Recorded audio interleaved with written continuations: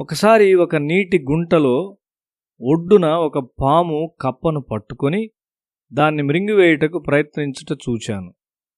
కప్పను రక్షించాలని కోరాను. ఒక రాయి వేసి పామును భయపెట్టి నేను కప్పను విడుదల చేశాను. పాము గుంటలోనికి దూకింది. నేను అక్కడి నుండి వెళ్తూ ఉండగా మరలా కప్ప యొక్క పాత అరుపు నా చెవిలో పడింది.